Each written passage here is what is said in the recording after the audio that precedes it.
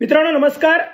मी प्राध्यापक पवनकुमार जाधव, भाषण व नेतृत्वकला प्रशिक्षक, आपल्या सर्वांचे या व्हिडिओमध्ये अगदी मनापासून सहर्ष स्वागत करतो. मी या व्हिडिओच्या माध्यमातून आज तुमच्याशी संवाद साधणार आहे. 200+ तयार भाषणाचं झटपट भाषण करायला शिका या पुस्तकाच्या आतमध्ये नेमकं आहे तरी काय. बऱ्याच वेळा या पुस्तकाची माझी जाहिरात आपण फेसबुकला पाहता किंवा युट्यूबला अनेक व्हिडिओ बघता, ग्रुपला तुम्हाला मेसेज येतो.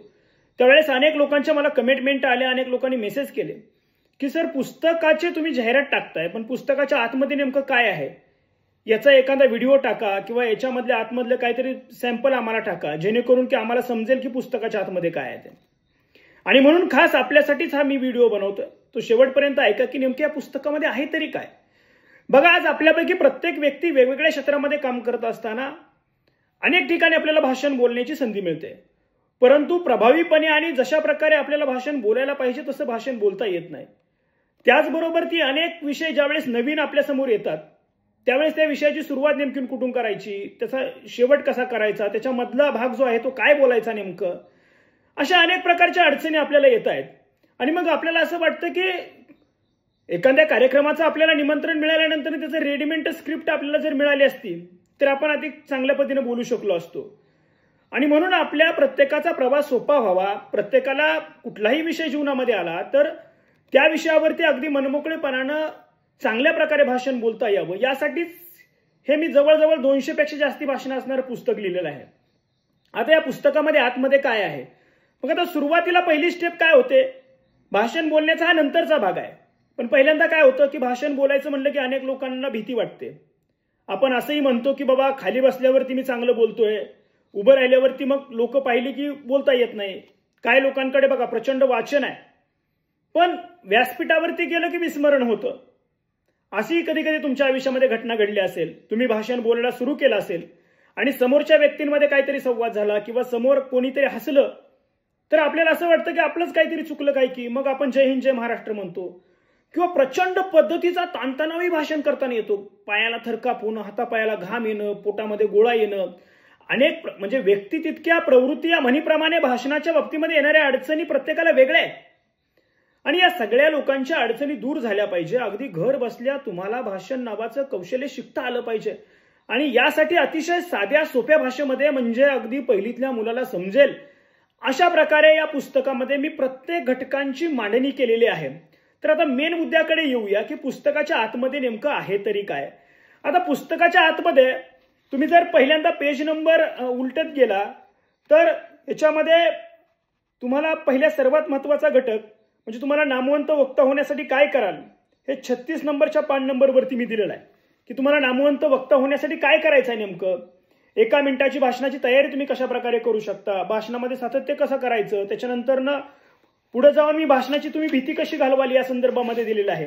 त्याचबरोबर ती भाषणाची आकर्षक सुरुवात तुम्ही कशा प्रकारे करू शकता. मग महापुरुषांच्या नावानं भाषणाची सुरुवात असेल, एखादी काव्यपंक्ती बोलून भाषणाची सुरुवात असेल किंवा एखादा प्रसंग सांगून भाषणाची सुरुवात असेल, तुम्ही ती कशा प्रकारे करू शकता. त्याचबरोबर ती जगातली 99.99% भाषणे ही मित्रांनो 8 ते 9 मुद्द्यावरती बोलली जातात. मग ते 8 मुद्दे नेमके काय आहेत त्याचं सुद्धा या पुस्तकामध्ये मी आतमध्ये संपूर्णपणे अतिशय व्यवस्थितरित्या विश्लेषण केलेलं आहे. त्यानंतर पुढे गेल्यानंतर मग वाढदिवसाची भाषणं असतील, उद्घाटन समारंभाची भाषणं असतील, महापुरुषांच्या जयंती याच्यामध्ये दिलेल्या आहेत, शोकसभेची भाषणं आहेत, लग्न समारंभाच्या शुभेच्छा आहेत, वेगवेगळ्या प्रकारचं सूत्रसंचालन आहे. मग ते लग्नाचं सूत्रसंचालन वेगळं, एखाद्या राजकीय व्यासपीठावरून करणारं सूत्रसंचालन वेगळं, तुम्ही सर्व सामाजिक कार्यक्रमामध्ये इतर ज्या कार्यक्रमामध्ये तुम्ही करतात ते वेगळं. त्याचबरोबर ते आपल्याकडे भारतीय संस्कृती आहे, अनेक प्रकारचे सण उत्सव येतात. मग या सण उत्सवाच्या शुभेच्छा आपण कशा प्रकारे द्यायच्या, दिवाळीची शुभेच्छा असेल, नवरात्र उत्सवाची शुभेच्छा असतील, मकर संक्रांतीच्या शुभेच्छा असतील, अनेक प्रकारच्या शुभेच्छा. मग तुम्ही राजकारणाचा भाग केला तर राजकारणाचं याच्यामध्ये काय आहे तर राजकारणाच्या प्रचार सभेची भाषणं असतील, त्याचबरोबर त्या संदर्भातली उदाहरणं असतील, राजकीय शुभेच्छा लोकांना तुम्ही कशा प्रकारे द्यायच्या याच्यामध्ये दिलेलं आहे. त्याच्यानंतर आपल्याला सर्वसमावेशक अनेक प्रकारचे विषय येतात, जसं की कुणाची सेवानिवृत्ती आहे, 15 ऑगस्टचा कार्यक्रम येतो, 26 जानेवारीचा कार्यक्रम येतोय, महिला दिनाचा कार्यक्रम आहे, रोजगार मेळाव्याच्या निमित्तानं युवकांना मार्गदर्शन करावं लागतं, एखाद्या लहानशा शाळेमध्ये जाऊन बोलावं लागतं, पालक सभेला बोलावं लागतं, त्याचबरोबर ग्राम स्वच्छता अभियान आहे, वृक्षारोपणाचा कार्यक्रम आहे, रक्तदान शिबिर आहे. अनेक पालक आपल्या मुलांना भविष्यामध्ये चांगला वक्ता घडवण्यासाठीही प्रयत्न करतात, त्यासाठी आपल्या मुलांना वक्तृत्व स्पर्धेमध्ये ते सहभाग घेण्यासाठी सांगतात. परंतु वक्तृत्व स्पर्धेमध्ये सहभाग घ्यायचं म्हटल्यानंतर अशी परिस्थिती निर्माण होते की कोणता विषय कसा मांडायचा, कोणत्या विषयाची सुरुवात कशी करायची, त्याच्यानंतर त्या विषयासंदर्भातला डाटा नेमका कसा गोळा करायचा, अशी अडचण येते. मग अनेक प्रकारची पुस्तकांची शोधाशोध करावी लागते किंवा अनेक लोकांना विचारावं लागतं. परंतु तुमच्या मुलांना सुद्धा चांगला वक्ता होण्यासाठी आणि तुमच्या मुलांच्या सुद्धा वक्तृत्व स्पर्धेचा प्रवास सोपा होण्यासाठी मी याच्यामध्ये अनेक राज्य शासनाच्या वक्तृत्व स्पर्धेचे विषय सुद्धा दिलेले आहेत.